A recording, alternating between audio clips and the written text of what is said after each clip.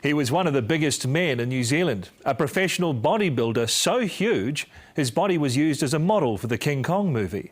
The only problem was, to keep in shape, he needed 18 meals a day and a cocktail of chemicals, drugs that ended up ruining both his health and his reputation. But Justin Rys isn't one to let life get him down. As he tells Amanda Miller, he's now determined to rebuild his body and his career.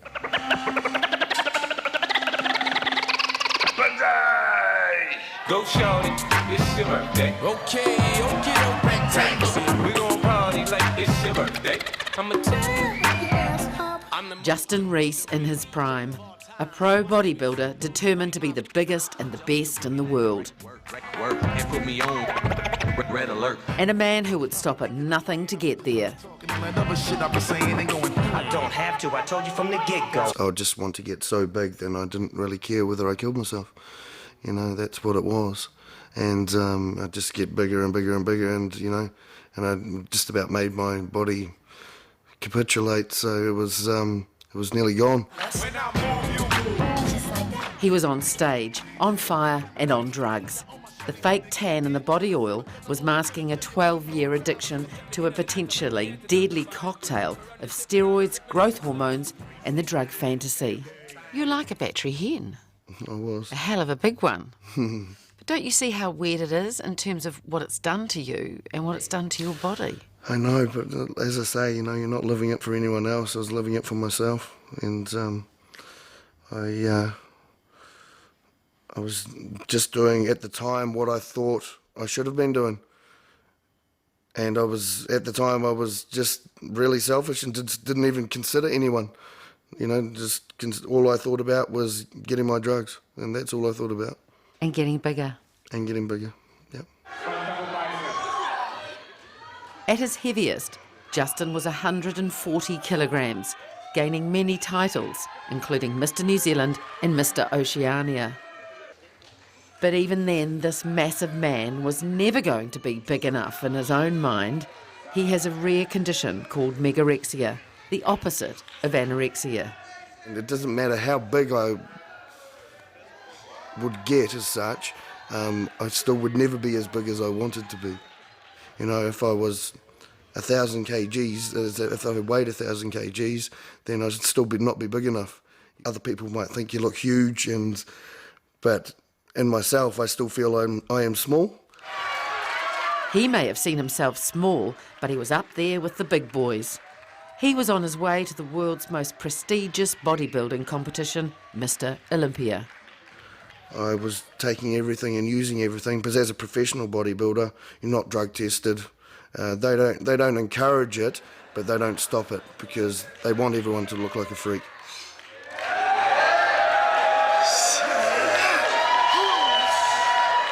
At that time, I used my body as a science experiment. I would just try this, see what happened, do this and see what happened, try some growth hormone, try some IGF, try some clenbuterol, try steroids, just do everything I could just to try and see what would happen. How did all of that make you feel? In terms of your head? I don't know, because I was having so much fantasy at the time, I had no idea. At the time he started taking fantasy, also known as GHB or liquid ecstasy, it was legal and available over the counter. It helps to get you into an REM stage 4, which is the deepest rate of sleep, helps to release growth hormone while you're there, makes you feel good, and helps your training. So how much were you getting through a week? About 1 litre a week, non-stop. I just drink it 24 hours a day, every single day. So how much would a normal person have? Well, 20 mils a day, something like that, I don't know. And I was having 1,000 mils in a week. By 2002, fantasy was made illegal, a Class B drug. But that didn't slow Justin down. By then he was well on a path to destruction. Honestly, at the time, I didn't care. I did not care. All I cared about, I had been told that my heart wasn't in a good way, and I'd been told that, you know, that I only had a certain amount of years to live, and so I just went, well, stuff it. I did not care. He was caught bringing in more than 200 litres of the drug in wine bottles and cans of vegetables. Police claimed it was worth up to $2 million. You were a drug dealer, Yep, definitely. and one of the worst. Yep. So how do you feel about that now? Well, I can't change it. You know, I made a bad choice. I made a bad error. But it was never about, for me, it was never about importing it for supply. It was about importing it so I could have it myself. Rubbish. You would have made stacks out of it. I wasn't making stacks of money. It was all about having it for myself. I didn't care if I made no money at all. I didn't care if I made absolutely nothing. All I cared about was having my habit.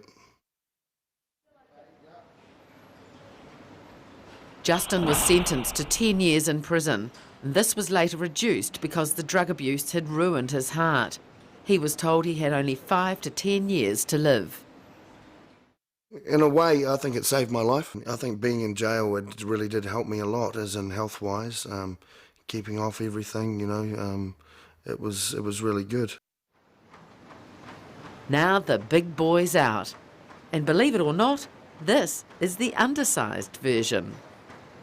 He lost 34 precious kilos inside, but he's well on his way to his goal weight of 127 kgs, with a staggering 3% body fat. Some people would say that the reason you've got so big so fast is because you're back on the steroids.